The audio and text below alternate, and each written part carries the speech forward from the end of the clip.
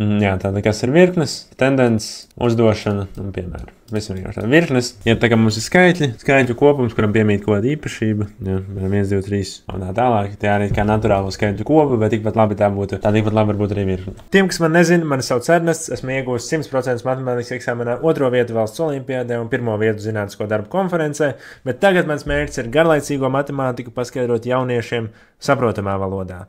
Šajā video es paskaidrošu šo tēmu un dodamies atpakaļ pie video. Jā, un virknes parasti pieraksta, virknes parasti pieraksta, kā nezinu, kā kaut kādu man liekas, ne. Pie virknes pirmais loceklis ir 1, virknes otrais loceklis ir 2, trešais loceklis ir 3, un tālāk šādi pieraksta tos virknes locekļus. Es gribēju sākt runāt par kā pieraksta virknes, bet par to mēs runāsim šeit. Jā, un tās tendences tādā ziņā domāts, ja monotonitāte ir virknes ir augošas, ir dilstošas, un var arī būt konstants. Jā, vispār var arī būt periodiskas virknes, kur tāda šādi te iet, jā, un var arī būt tādas virknes, kurā nav nekādas sakarības. Pats interesantākais uzdošana. Ja tu esi ticis šitik tālu un tev tas likās noderīgi, tad būšu ļoti pateicīgs, ja tu uzspiedīsi pogu abonēt jeb subscribe, lai es varu turpināt palīdzēt tev uzlabot savas matemātikas zināšanas. Uzdot var 3 veidos galvenajos. Pirmais ir ar vārdiem. Piemēram, pasaka, ka virkne, kas sastāv vienkārši pāra skaitļi, augo rate, piemēram. Otrais ir izmantojot tādu formulu, kas paskaidro, kā no izmantojot iepriekšējo var iegūt nākamo skaitli, to sauc par rekurences formulu. Un rekurences formula tieši tā kā es teicu, paskaidro, kā var iegūt an plus 1, ja ir zināms an tais. Ja, piemēram, 2 an plus 1. Katru nākamo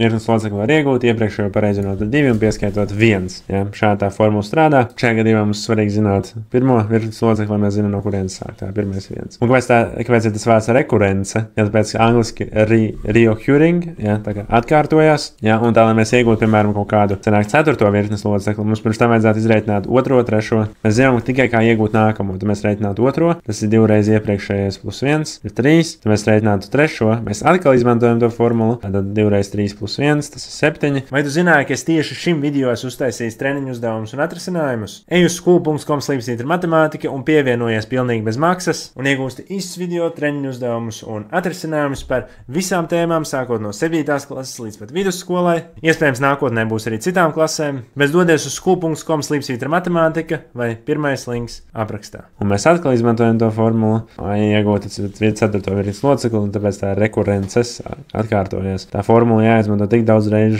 kur locekli mēs gribam dabūt. Bet, piemēram, ja jūs reiz saprotat, ka tas ir baigi nērti, ja pieņemsim, ja mums būtu jānoskaidro 100. virknes loceklis, tad mums būtu 100 reizes jāuzraksta šī formula, lai mēs tiktu. Tad mēs izdomājam tādu kā vispārīgā locekļa formulu. Un tas ir, kā mēs varam iegūt jebkuru virknes locekli, izmantojot tikai un vienīgi kārtas numuru. Šādi te kā n, tais ir n kvadrātā plus 1. Tātad mēs varam aprēķināt uzreiz pirmo, ja mēs vēlamies, tad 1 kvadrātā plus 1 ir 2. Un mēs arī varam uzreiz arī aprēķināt 300, ja 100 kvadrātā plus 1, 10,001. Ja, tā kā šādi. 3 veidi. Vēl arī teorētiski ir tāds plusiņš, tāds grafiskais. Var arī grafikā var uzzīmēt kaut kādu virknes sakarību. Un te piemēram, kāda varētu būt uzdevumi. Piemēram, uzdevums varētu būt, kas ir diezgan populārs, ja pateic, A1 ir 2 un A2 ir 5. Uzrakstīt A3.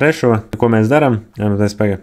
Nē, uzdevums varētu būt tāds, kur virkne ir uzdota, piemēram, rekurences formula. Ja godīgs, jo te jau parādīja piemērus. Viena virkne ir uzdota kaut kādu rekurences formulu, pamainīsim viņu. Mums vienkārši 1 mīnus an sanāk. Sākam no A1 ir, piemēram, 3. Sanāk, ja mēs gribam aprēķināt kaut kādu 6. virknes locekli, mums jāaprēķina visi iepriekšējie. Tad sanāk 1 mīnus 3 ir mīnus 2. A3 tad būtu 1 mīnus 2, kas būtu 1 plus 2 ir 3. A4 vienāds ar 1 mīnus 3 ir mīnus 2. Un kā jūs redzat, ir tas variants, ka mums ir periodiska virkne, kas visu laiku atkārtojās turp apakaļ, 3 mīnus 2, 3 mīnus 2, 3 mīnus 2, 1 mīnus 3, 6 mīnus 2. Jā, un tam mums varbūt arī gadījums, kad ir uzdots ar šo te vispārīgo virkni, vispārīgo kaut kādu formulu. Un tur mēs varam pat taisno rēķināt, ko mēs tik vien iedomājamies. Nezinu, piemēram, n dalīts ar n plus 1. Tātad A1 būtu 1 dalīts ar 1 plus 1 ir 1 puse. Piemēram, A kaut kāds 5 būtu 5 dalīts ar 5 plus 1 ir 1 sestdaļa. Kāda 1 sestdaļa, 5 sestdaļas. Un A tikpat labi